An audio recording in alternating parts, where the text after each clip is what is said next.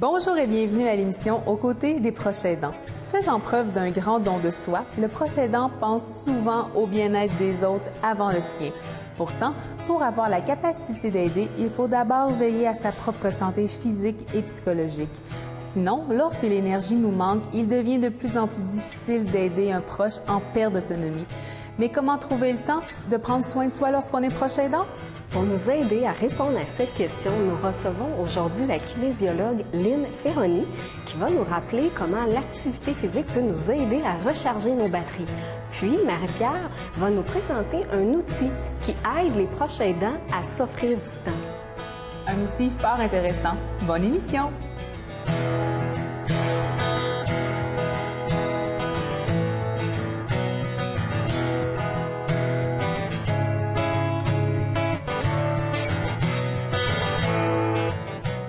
Bonjour Madame Ferroni. Bonjour. Vous êtes kinésiologue spécialiste en douleurs chroniques, c'est bien ça? Effectivement. Pouvez-vous nous parler brièvement en fait de qu'est-ce que fait un kinésiologue? En fait, si on évoque la définition de la Fédération des kinésiologues, un kinésiologue, c'est le professionnel de la santé spécialiste de l'exercice. On agit à des fins de traitement, de prévention et de performance. Parfait. Et puis vous êtes travailleur autonome, vous avez votre propre compagnie. Dites-moi, quel service vous offrez? J'offre des services, dans le fond, tant individuels que de groupe. Donc, des cours en groupe, que ce soit pour les adultes, les aînés ou les clientèles où qui ont des services plus adaptés, en fait, au niveau de la condition physique. Puis, que ce soit en studio, à domicile ou en plein air, je m'adapte beaucoup à la clientèle qui s'offre à moi, en fait. Mon Dieu, vous êtes vraiment polyvalente.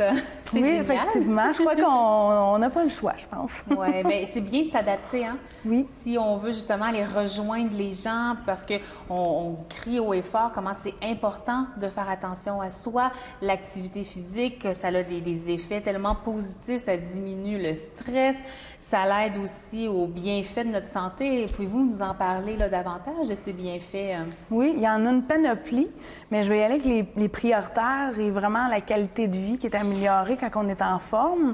Donc, il y a aussi une amélioration au niveau de la force, l'endurance musculaire quand on parle plus physique. Diminution du stress, diminution des niveaux de dépression, des troubles d'anxiété, plus au niveau de la santé mentale. Donc, ça joue sur plusieurs sphères de la santé. Tout à fait. Merci, en fait, parce que, tu sais, être un proche aidant, ça demande beaucoup de temps, ça demande de l'énergie, c'est pas sorcier. Et c'est important aussi de savoir que malgré l'horaire chargé que les gens ont, c'est possible pour vous, en fait, de vous introduire dans leur vie, leur démontrer qu'il est possible là, de faire de l'exercice puis de se prioriser. On est beaucoup là, dans ce thème-là.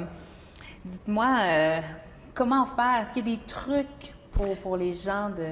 Bien, c'est sûr que quand je rencontre quelqu'un qui me dit moi, j'ai un horaire chargé, je ne sais pas où le placer.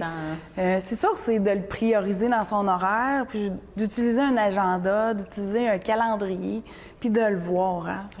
En l'inscrivant, de 11h à 11h15, parce que ça n'a pas besoin de durer une demi-heure, ça n'a pas besoin de durer une heure pour que ça soit efficace. Okay. On peut commencer par des petits bouts. Ça peut être des 5 minutes, des 10 minutes, des 15 minutes, donc y aller progressivement. Mais le point important, c'est de respecter son corps. Hein? C'est comme une voiture, la lumière du lave-glace s'allume, bien là, c'est temps de mettre du lave-glace parce que si on est l'hiver, puis là, les essuie-glaces fonctionnent, puis on n'a pas de lave-glace, on ne verra pas grand-chose. On a des risques d'accident, disons. Mais c'est un peu comme ça, notre corps. Un beau parallèle. Notre corps, c'est un peu comme ça. Et là, je vois que vous avez apporté différents outils et j'ai envie de vous demander, c'est ça, est-ce qu'on pourrait regarder ensemble des exercices à faire? Mais bien sûr, ça va me faire plaisir.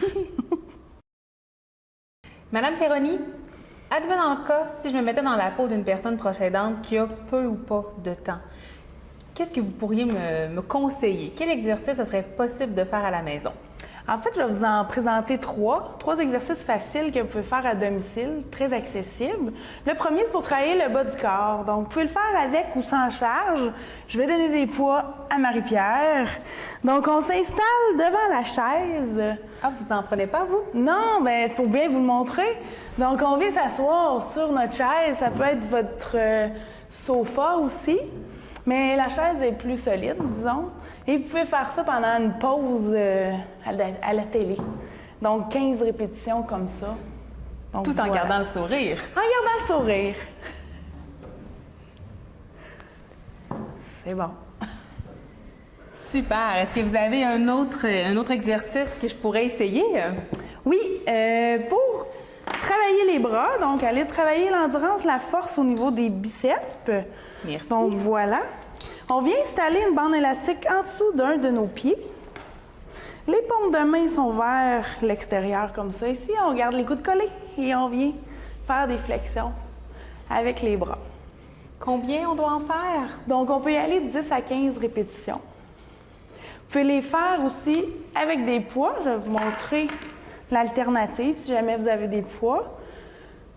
C'est la même chose. Vous pouvez utiliser du canage et vous pouvez utiliser des bouteilles d'eau que vous pouvez remplir d'eau ou de sable.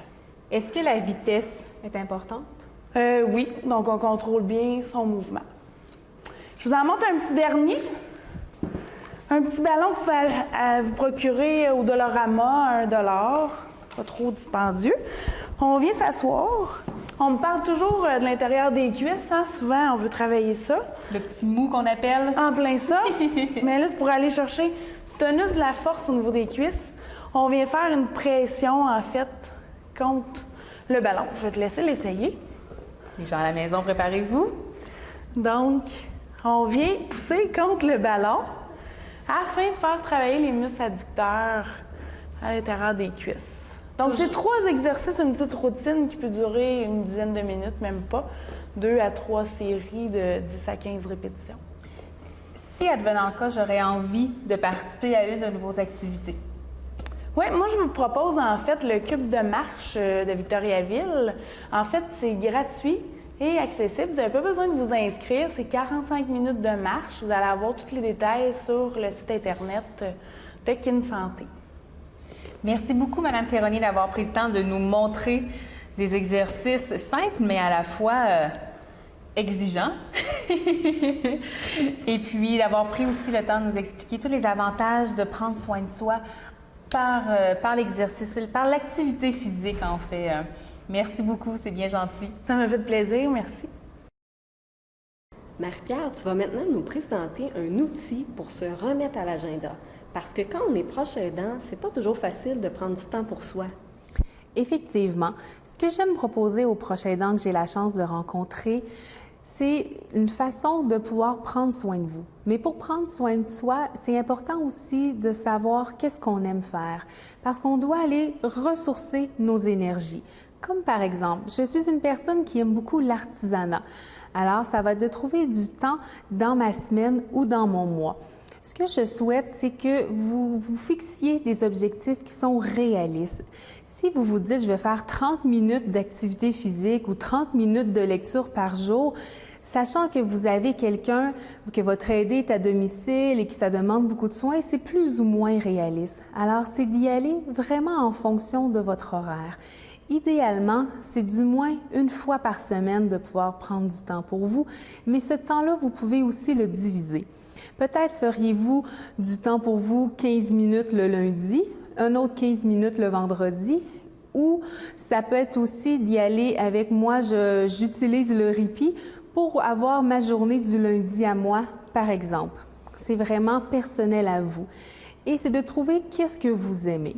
Je vous ai dit que j'aimais l'artisanat. Alors, de mon côté, je prends au minimum 30 minutes dans ma fin de semaine pour pouvoir me permettre de me laisser aller dans ma création.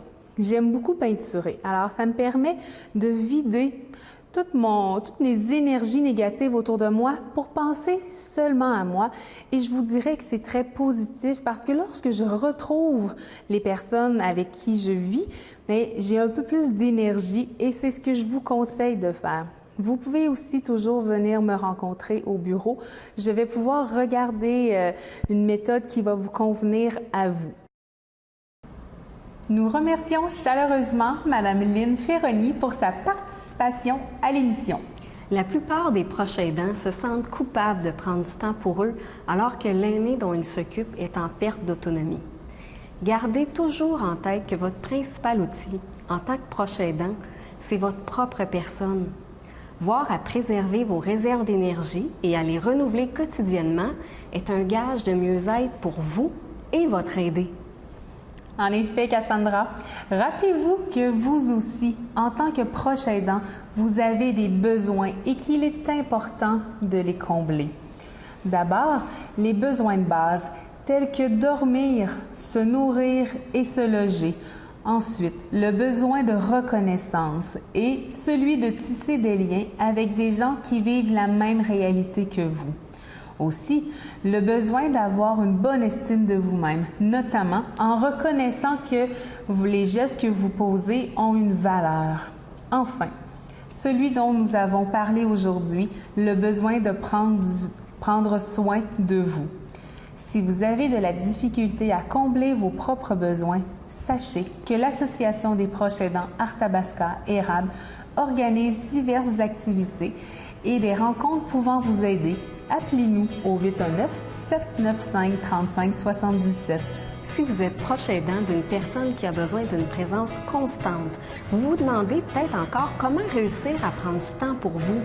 C'est pourquoi lors de notre prochaine émission, nous parlerons des services de répit. Soyez des nôtres, à bientôt.